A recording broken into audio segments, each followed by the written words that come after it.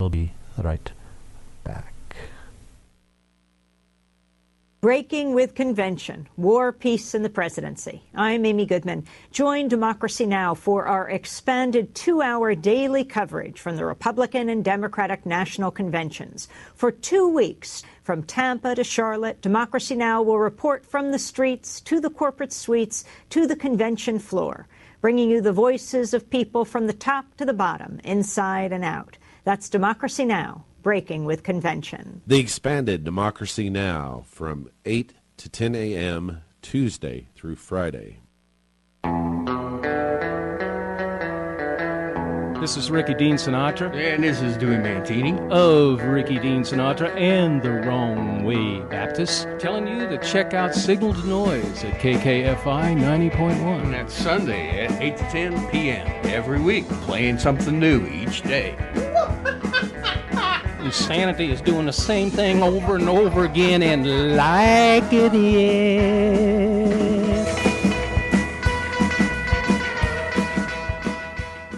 Hi, this is Carmine Peace. You're listening to 90.1 FM, KKFI, Kansas City Community Radio.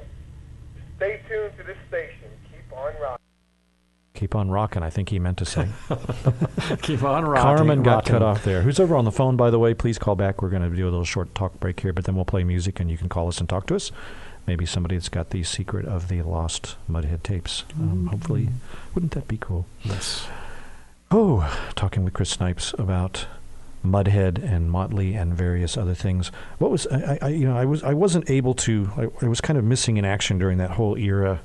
Well, the early 90s, the late 80s, early 90s, and kind of what was the music scene like around here? Were you guys pretty much going out every night and seeing bands and stuff like that? Depends. I mean, yes and no. It was not so cliquey and divided as things seem these days. I mean, there were people who would, like the Bangtails, who did sort of R.E.M.ish kind of pop music. People like Mudhead, who did sort of psychedelic punk, Butthole Surfers, whatever you want to call it. Lots of people doing lots of different things, but these guys were all friends, and we were all friends with them. So we went to see everybody. It wasn't like we just went to go see hardcore punk shows or this or that or the other. So I think it was a lot more unified than it seems to be today. I've been out of the loop in Kansas City music-wise for a long time, but there wasn't stuff going on all the time, but when there wasn't a local band playing, there was, usually a good national act coming through or an international act even coming through. I saw some great shows that, even Mudhead would open up for at Grand Emporium. Yeah, like who? These Immortal Souls, oh gosh, I think the Cramps were that Flaming Lips. Wow. Yeah, the infamous show where the bass player's hair caught on fire. Oh, they were using pyro stuff even then, huh? Sort of, yeah, like Radio Shack pyro stuff. I mean, it wasn't what cheesy, they have now. Yeah, cheap pyro stuff. Yes, their budget was a little less than it was now, and the bass player's hair was like this mass of frizz, and he was just a little bit too close. And he had such a massive hair that it was on fire for quite a few seconds before he realized, or somebody called it to his attention. I'm not sure which, but yeah, that was. And that's like, that's the reference point of that. The one where with the bass player's hair caught on fire. Yeah, I was at that show. Yes, unmistakably. that either you were there or you weren't. Yeah. Yeah, one of the things I noticed listening back to the Susan shows, which you've fortunately preserved on tape, was that you guys almost always gave some kind of concert calendar. Definitely. These guys are coming to the Emporium, check them out. And, for sure. Local band, the Psych Welders are opening for, it was really cool. He always made a point of at least getting together a list of cool bands that people could see. Definitely. Did you get much reaction as far as like the listeners go? I mean, were people totally blown away by? I mean, did you turn people on to some things that they had never heard before? And totally offended people. Oh, I'm sure. Yeah. But why not? Yeah, I mean, those were actually the more fun phone calls. Praise is good and all, but not like somebody trying to convert you or something. Oh, tell them what time you were on. A couple of different nights, if I remember correctly. What time were you guys generally on? 10 to 12 usually. Yeah. I usually did the sign off afterwards because we used to we shut down around midnight back in the early days. Yes, we had to do the Route 66 thing with and then read the little outro thing that you had to read. But every once in a while I would actually come back on the air after we signed off and do a little sneaky song, just in case anybody still didn't turn the radio off yet. Now it can be told. That's like the thing at the end of the credits of certain movies. Yeah. And then you get the the outtakes. Yeah, exactly. That's kind of what I did. Sometimes every once in a while, I just sneak another little song in there. Just in case if anybody, one person might still be listening. But yeah, I can remember getting calls. A bunch of Nazis called me one night from, and actually I was playing Laibach. Right? Yes. And they dug it. Of course. And they were like, "Can you play some more of that? We like that." I'm like, "Oh, well, geez, I'm going off the air right now." Yeah, but exactly. In the early days of KKFI, you'd pick up the phone, and if it wasn't another DJ, who was mostly what our audience was in the early days, you could get some kind of really bizarre phone calls. Definitely. Because there was nothing like KKFI. Yeah, I mean, the kind of music you guys were playing, and that all of us DJs had different kinds of things that we did. It hadn't been heard before. Sure.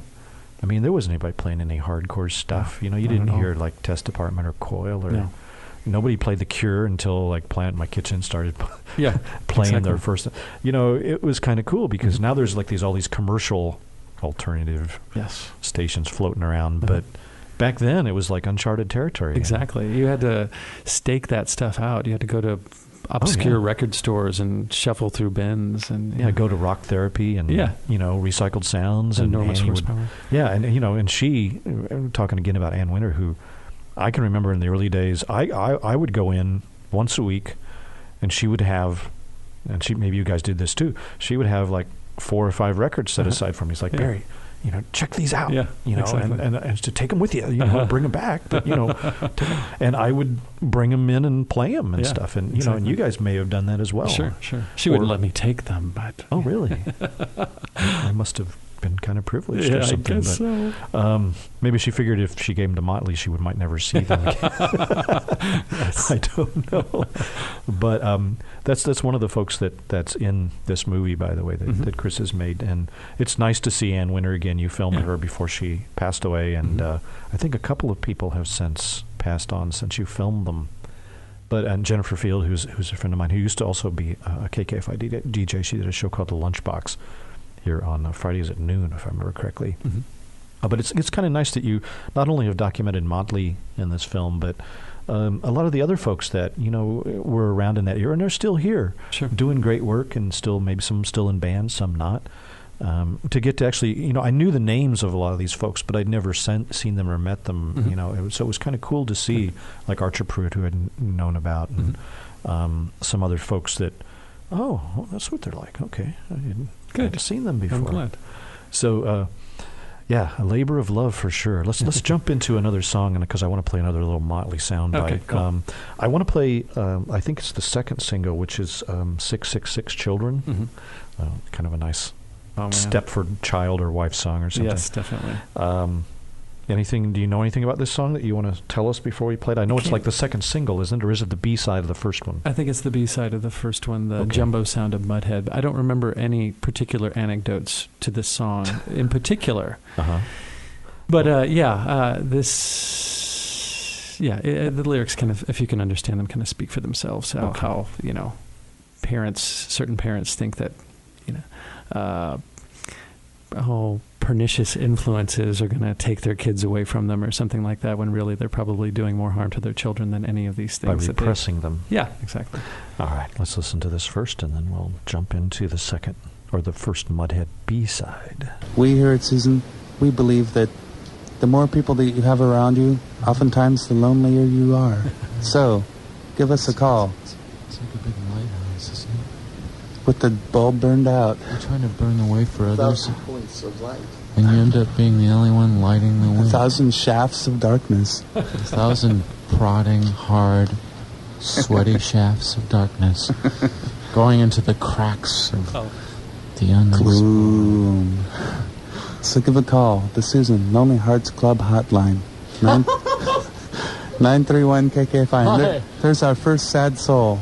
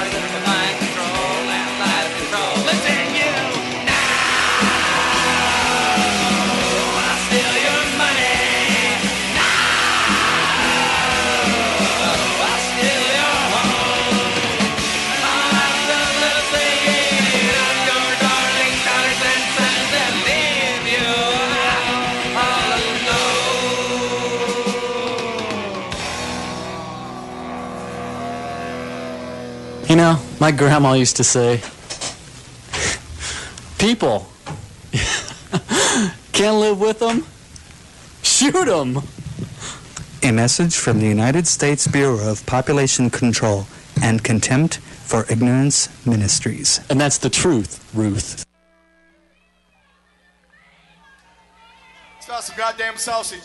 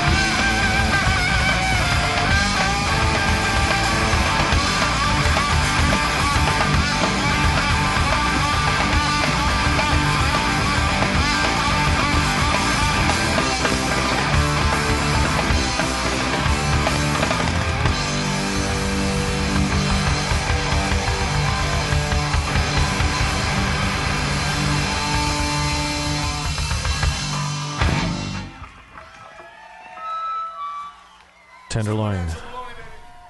Yes, Ernie Locke and folks. This is Local Showcase. I'm Barry. And, message. Chris Snipes is my guest tonight. We're talking about his friend Motley. And I owe you a station break. Let's do that really quick. We've got another chapter in our story of the elusive Mudhead tapes that we'll tell you about as soon as I come right back. So don't go anywhere. Support for KKFI provided by the 8th Annual Crossroads Music Fest, September 7th and 8th at Crossroads KC. Friday night features the Goodfoot, Grizzly Hand, and the Supernauts. Saturday brings you Hearts of Darkness, Starhaven Rounders, Dead Voices, My Brothers and Sisters, Makuza, John Velge and the Prodigal Sons, Victor and Penny, Cherokee Rock Rifle, The Atlantic, Appropriate Grammar, Tom Hoskins, Dim Peepers, Mikhail Shapiro, Casey Rouse, and much more. Tickets and info at cmfkc.com. Time is when you hit Montblanc. And we're back. This is Local Showcase. I'm Barry, and sitting in today. Prepare for Under the Radar at 10 o'clock. John Todd's, I'm sure, concocting his show as we speak. My special guest tonight, and in fact, the person probably most well-versed in all things Motley, who we're discussing tonight, Chris Snipes, friend, filmmaker, documentarian of his life, and also his co-host on KKFI. Who ran the board, by the way? Was it you or Motley? We took turns. Really? Yeah, it was actually very democratic in that way. Yeah, that was nice of you. Yeah, for sure. It depended on who. We usually kind of commandeered our own. Like we'd each do blocks of our own music, and we would do our own blocks. Like your own set of stuff, and then he would do one, and he would kind of react to your set. Yeah, exactly. Like, oh, okay. Well, I'm going to up my ante. Yeah, you just played Lou Reed. Okay. I'm going to throw down something even more intense. Dead Kennedys. Dead Kennedys. Viva Las Vegas. Yes. I once played that, followed by a Sinatra track, just because I wanted to freak people out. Yeah, it probably worked, too. Give them a little psychic whiplash. Mm-hmm. It's healthy. But yeah, how long did you do that show? Was it like from, 19? I think the earliest one I saw was 89, yeah, maybe. I think that was the first show. March of 89? That sounds about right. And then to did 90, you, 91. the first time you went through like 91? Mm-hmm. And then how come he ended? Did he move to New York, or is that? That was when I moved back to St. Louis, about the same time that he moved back to Lincoln. Oh, is that where you were from? Actually, no. He stayed on a year after that. I forgot, because Nell moved to Kansas City for a year, and then they moved to Lincoln. Me from St. Louis. I'm from St. Charles, which is a suburb of St. Louis. Yeah. Yes, I know it well. A parking lot of St. Louis, yes. How did you wind up in Kansas City? Well, the Art Institute. You went to the Institute? The 6 hot weeks that I was there was enough of a taste of like-minded people and kindred spirits that I knew that I had to reintegrate as quickly as possible. Yes, it was great. Did you? What kind of art stuff were you doing there? Were you a sculptor or artist? I was going through foundations. I really hadn't found my artistic voice. I was mostly a drawer, somebody who liked to draw teeny tiny things in intense detail, and so I was kind of going through the KCAI boot camp at that time, which I never made through because I got yanked out by my parents. But that's, like I said, a different story. Oh wow! and that's when you guys moved in together, I assume, the first time when he was there as well. Well, when I got back, when I moved back to Kansas City, after I got out of my parents' grasp, he put me up until I found a place to live, and then, throughout the years, we ended up being roomies off and on. Yeah. Do you remember the first time you saw him? Oh yeah. You want to tell us about it? Sure. I was at a block party on Walnut back when, what was that guerrilla art group? That was Art Patrol. Oh, yeah. They had a whole crazy house there. I think that block has since been bulldozed or something, at least one side of it. Where was this exactly? I want to say Warwick, it was Walnut. I want to say not the block that starts at 43rd, but the block up from that. Okay. Yeah. And it was a block party. They had the whole block sanctioned off, and BCR was playing, and which was another great introduction to Kansas City and Kansas City music. And I happened to look over while I was waiting in the keg line, and there was Motley, who I didn't know who he was at the time, but he was being introduced to this very beautiful woman, and he took her hand in a gentlemanly manner, as you usually take a woman's hand and kiss them. Well, he, at the last moment, licked her hand. And surprisingly, she was not put off by this. Aha. Probably being an art student herself. Probably, yes. And knowing of Mott's legacy already. But I was like, take note of that person. Interesting person. And it wasn't until I came back after being pulled out of the Art Institute and coming back that I actually met Motley, because one of the good friends that I met while I was at the Art Institute ended up being his girlfriend, and so they were living together, and that's why I stayed with them to find a place to live after I got back. Before you did, yeah. Yes. Interesting. Yeah. Must have been that first night you spent with him. Must have been pretty cool, I would think. Yeah, Not that you it probably was- want to say on the air what was Oh, I don't know. transpiring, but Yeah, it was pretty psychedelic. Yeah. I'm sure. Yeah. We also have, I think, maybe another missing piece of the missing Mudhead tapes. It's possible we might know where they are now, thanks to another phone caller we had. We're going to get Geraldo Rivera on this. Yeah. Truman Except I hope Capote's that the outcome is different than his famous Al Capone. Al Capone, trick. Truman Capote. What was I saying? Mr. Goodrich, David Goodrich, called up and said that the last that he had heard, Barry Phipps, who is also in the documentary, who is the bass player for Mudhead, is in possession of those tapes. So I'm going to get a hold of him. Yes. I'm going to get to the bottom of this within a week, and I'll get back to you. Let me know. Yes. And if you do find them, I guess Mr. Albini would be the next person to talk to. Huh? That's the thing. For some reason, I think I heard somewhere in this mishmash of the last 5 years that Archer had them.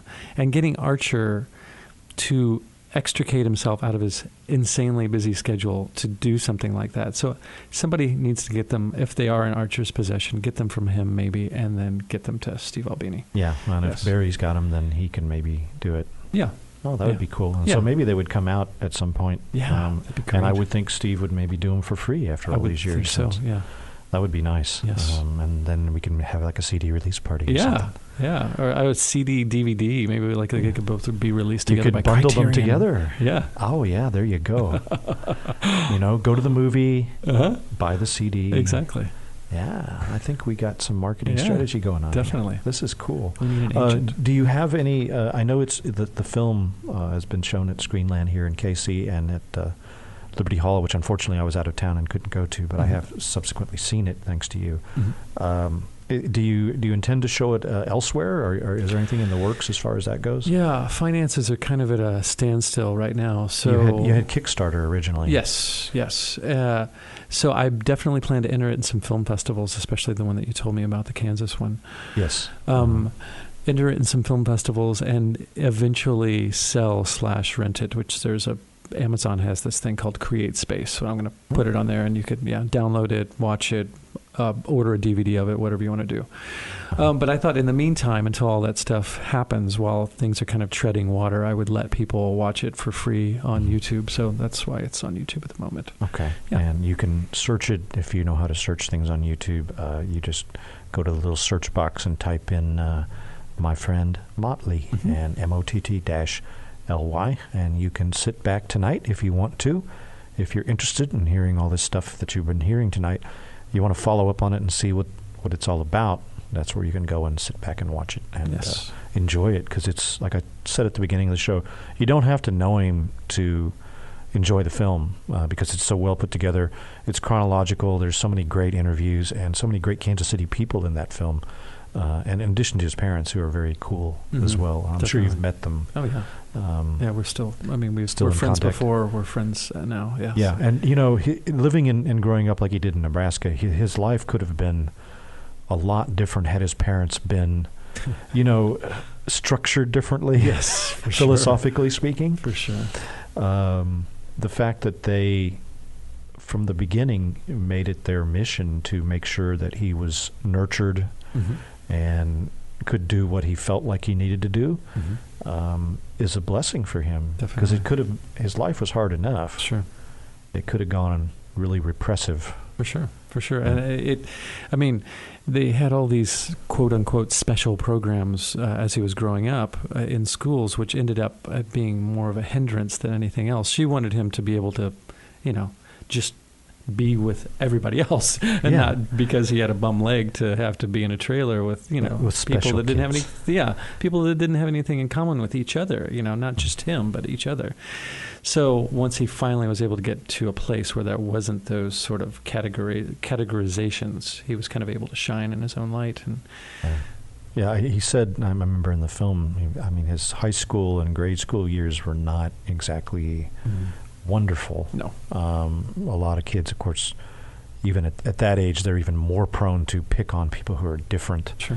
And I think he said he had to listen to all this horrible music until he discovered, punk rock and suddenly realized ooh, this is the stuff I like. Yeah, definitely. And They speak my language. Yeah, and it was just sort of like another door opening for him, and may have even saved his life. You never know. Sure. Music can do such wonderful things to people. Definitely. Changed my life and probably yours too. Still is. Yeah. Still is, yeah. That's what's so cool about radio. Yes. Is that you hear things you've never heard before, and suddenly your world is different. Yeah. That's why we do it. Yes. Let's play some more music. You did mention BCR. I do have, and I know you brought the LP of it, which I have as well, but I have it on CD. So Cool. I'm going to play you another little Motley bit here, and because Chris is hearing these for the first time, as are you out there. In a while. It's been a while. Well, you've heard them before, but it's been a while. Let's play some vintage BCR from the very first BCR album. Dwight's supposed to be working on a box set of all of his stuff, which someday will come out. He's been talking about it for like 2 years now. Oh, that's not too long. No, someday he'll get it together, and we'll all hear it. But let's hear a little bit of Motley, and then we'll jump into some BCR. What is your thought on philosophical conversations that go nowhere, Mott? They go nowhere. And no one I wins. don't have anything to say on that.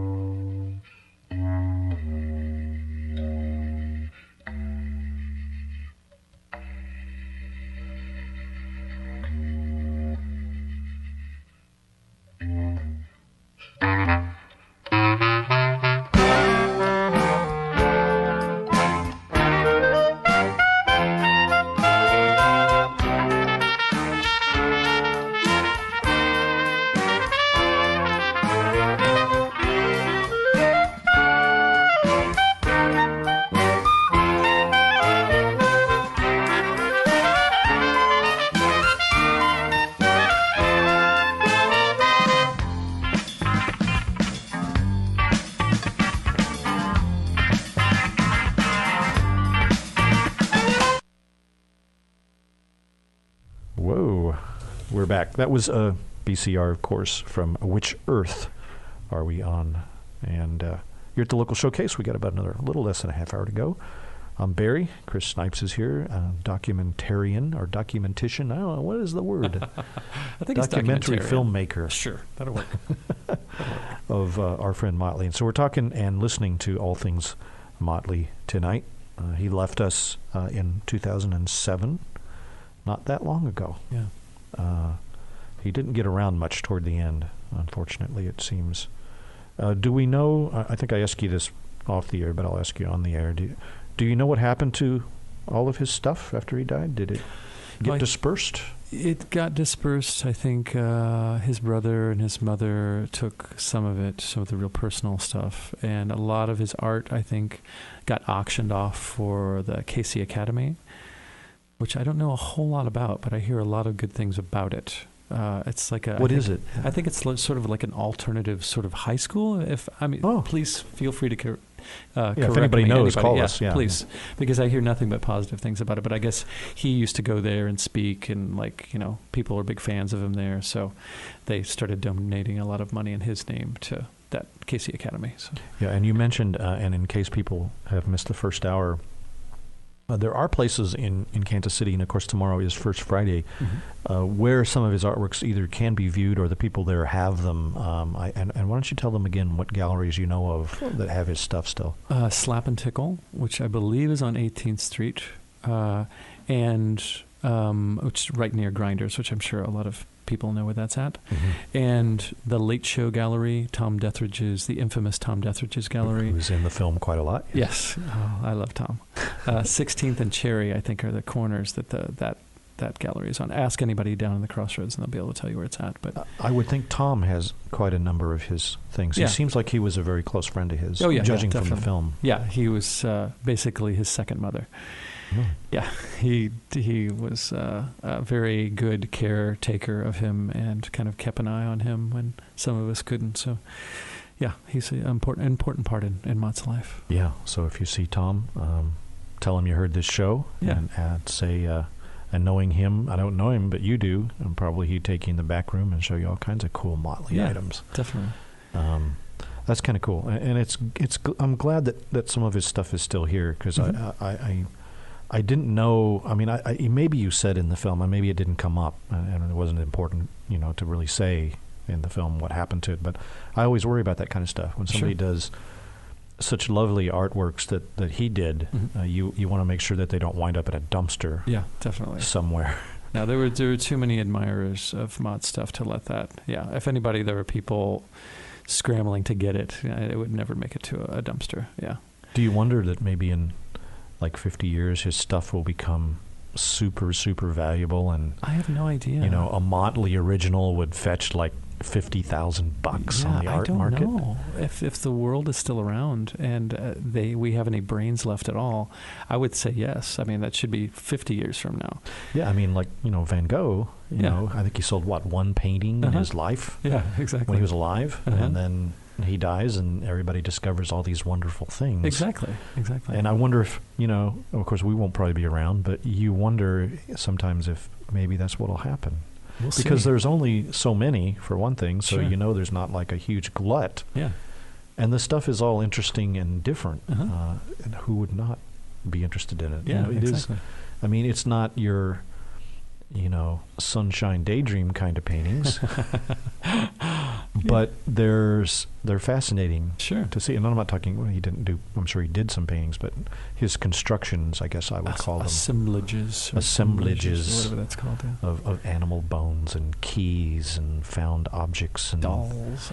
And he had an interesting way of putting it all together. And you wonder if it was a subconscious thing, or he would just start it. I mean, you probably saw him work, so you can maybe talked about this, but I wonder if it wasn't more of a subconscious thing. He starts and puts a thing in the middle, and then he goes, "Oh, I need a bone here, or I need a little jewel here." Or did he have everything? I mean, do you know? Did he plan it all out ahead of time?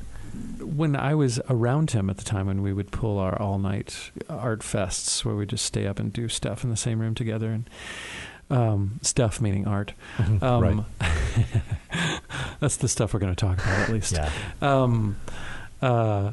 He wouldn't talk about his process at all, and I didn't really feel like it was. I just kind of, if he wanted to talk about it, then I let him, but I wouldn't. I just kind of left it to his own private world.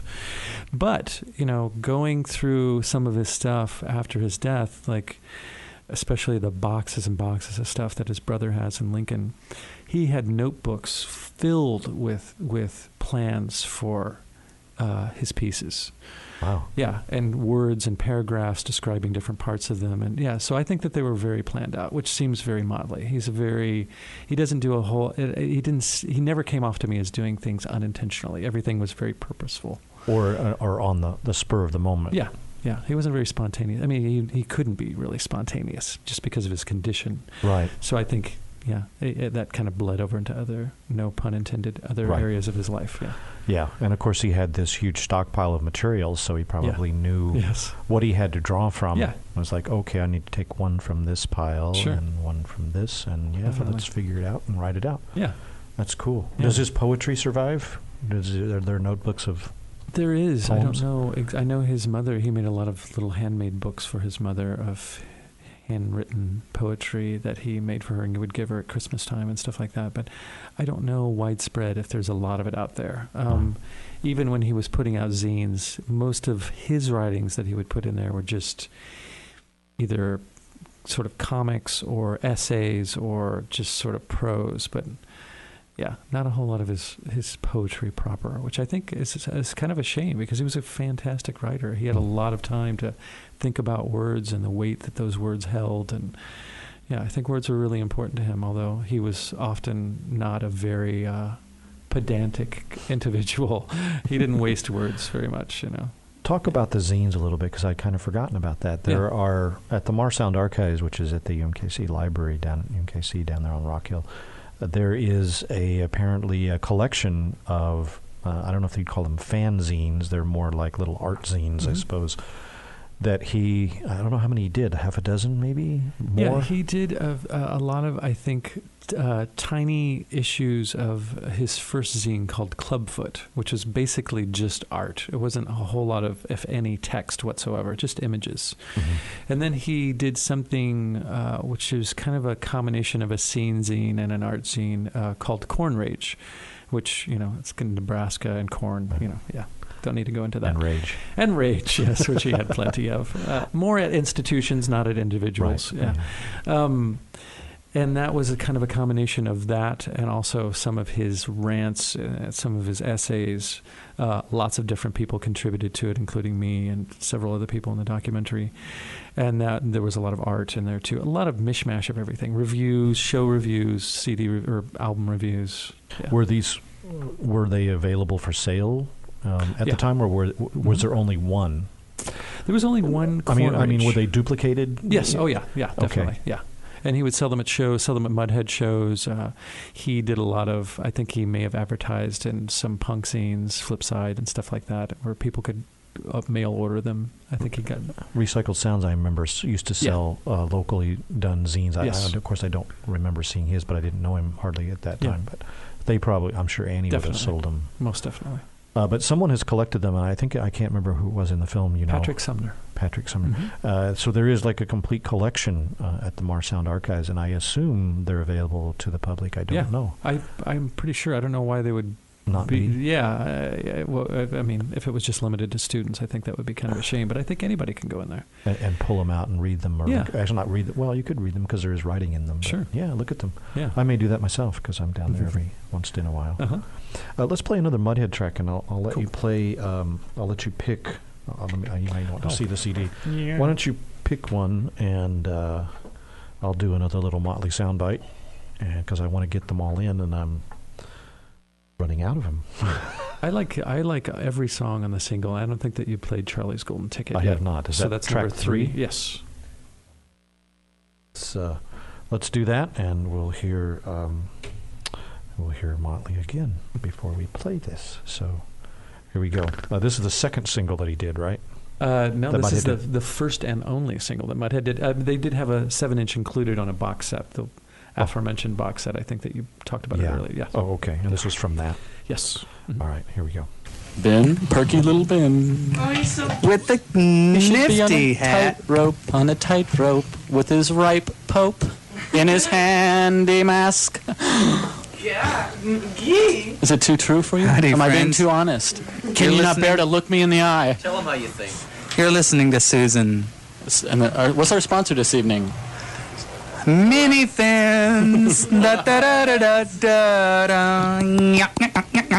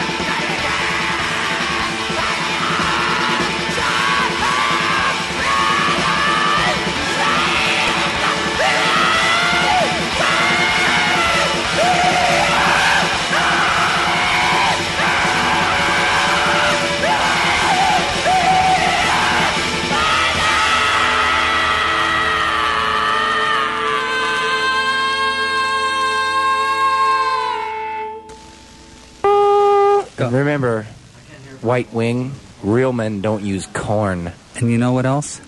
Don't do drugs alone. Call a friend.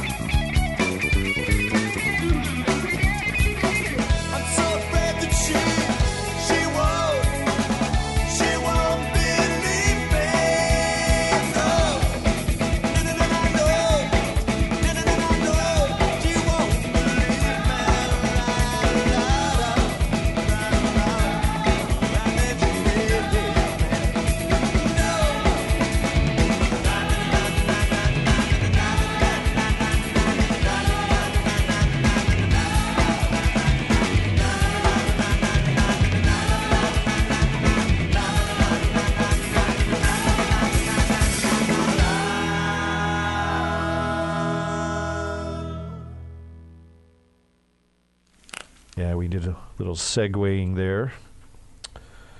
Mongol Beach Party, a contemporary band to Mudhead. My guest tonight, Chris Snipes, and he's done a documentary, My Friend Motley. And we've been telling you, you can find it all on YouTube, it's almost 2 hours. I think it's hour 58, if I remember correctly. And might have to watch it in segments. I would suggest, like I did, just sit and watch it straight through, because it's really hard to get up from it. I'm glad. It draws you in. The story, it's chronological, kind of. It starts off with the funeral parade, but it kind of takes you through his life, and you realize what a unique individual and a unique life he had. It's one of the, I think, nicest things a friend can do for another friend is immortalize him that way. The least I could I'm do. sure that all of his friends if they haven't in person, certainly would thank you for putting together that film. Because it's obviously a labor of love. For sure. I mean, I still have a hard time articulating what his not being around anymore means to me. And I think, I mean, I didn't speak at his memorial service. I've not spoken at any of his birthday celebrations since then. I still can't put it into words. So, I mean, the best I could do is not only let other people do it for me, but well, the film is your way of speaking about it. Sure, that's still a lot more that needs to be said, but yes. Yeah. Well, I mean, I think it's everything that needs to be said is in that film, and I'm sure there's a lot of other things you could have put in there and didn't, because maybe it was redundant or you didn't really need to. But it seems like everything that ought to be in there is. I'm glad you feel that way. Tell folks again, well, I think we've already told the YouTube stuff. It's not really on sale, but you guys might kind of keep an eye out for the local film festivals. I have a sneaky feeling that my friend Motley might reappear. And probably a good place to watch it is in a theater. Sure, definitely. With other people, especially people that knew him. Yeah. I want there to be at least a few more showings in Kansas City where that will take place. I mean, the Tivoli said that they would show it, so maybe at one point I'll show it there. And that would be a good place. Yeah. What was it like the first screening? I'm sure a lot of his friends came out. Yeah, it was immensely emotional. I would think. That was like, of any screening ever of this movie, that was going to be the one that would strike the deepest, because his mother, stepfather, brother, all of his close friends and family were there. And it was intense. I mean, it was hard to put into words. I mean, a lot of tears flowing. Yes, I'm sure. A lot of tears. A lot of people knew when to laugh. Yeah, because crowd. It is not by any means a depressing movie at all. I'm glad you feel that way. It's you might get that impression by maybe hearing the music or hearing some of the things we've been talking about tonight, but I think the essential thing you take from all of this, and tell me if I'm wrong, this is just my take on what I saw in the movie, is that, deep down he was a gentle soul, very poetic, very artistic, in some ways fragile, in some ways really tough because of what he had to go through. But even though his music is fairly raw for a lot of people, I think it was more cathartic for him than anything. Most definitely. But that's not, I mean, you might get the impression if you hear a Mudhead song that he was just a raging punk, wild man. And that's not really the truth about him. And you get that from the movie. You get to see all facets of him, which is, what more can you ask from a film, right? To cover the whole spectrum. Right. I tried. So thank you very much, Chris, for being with us tonight. Thanks so much for having me. And we're going to end with Sherry Woods doing a poem that was done at one of his birthday parties, or reunions, I guess you could say. And we'll end with Motley himself. So this has been Local Showcase. I'm Barry. And thanks again to Chris Snipes for coming from Lawrence to talk to us tonight. Thank you. Here we go. Get ready for Under the Radar.